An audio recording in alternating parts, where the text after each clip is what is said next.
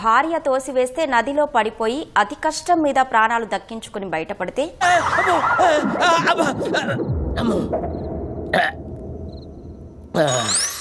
ఇద్దరూ కలిసి సెల్ఫీ దిగుతూ ఉండగా ఒక్కసారిగా భర్తను నదిలోకి తోసేసి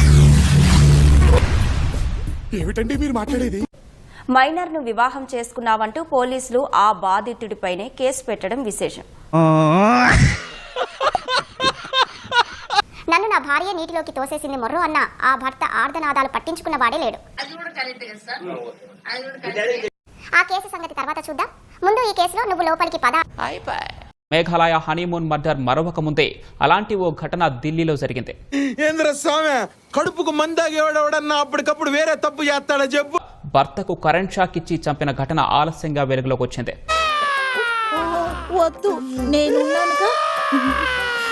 రా రాజా, నేనున్నాను. ఆమె ప్రియుడు కూడా మరెవరో కాదు, మృతుడికి వరుసకు తమ్ముడని పోలీసులు గుర్తించారు.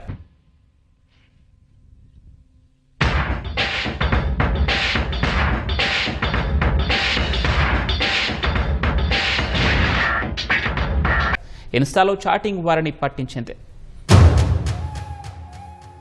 మరిదితో వివాహేతర సంబంధం పెట్టుకున్న సుస్మిత భర్తకు కరెంట్ షాక్ ఇచ్చి చంపింది. మీరెక్కడ తయారయ్యారా బాబు? లైన్లోకి భర్తను చంపితే స్వేచ్ఛగా ఉండొచ్చని ఆలోచించిన సుస్మిత అంటే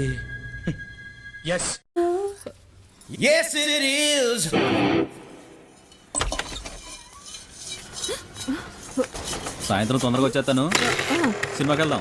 అదే విషయాన్ని ప్రియుడు రాహుల్ కు తెలిపింది. భర్త కరణ్ కు 15 నిద్ర మాత్రలు కలిపి ఆహారం వడ్డించింది.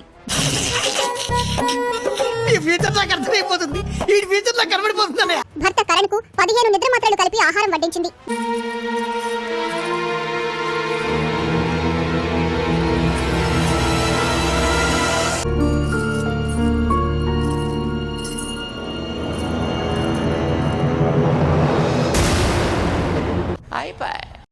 రాహుల్ సుస్మిత కలిసి కరెంటు షాక్ ఇచ్చి చంపారు.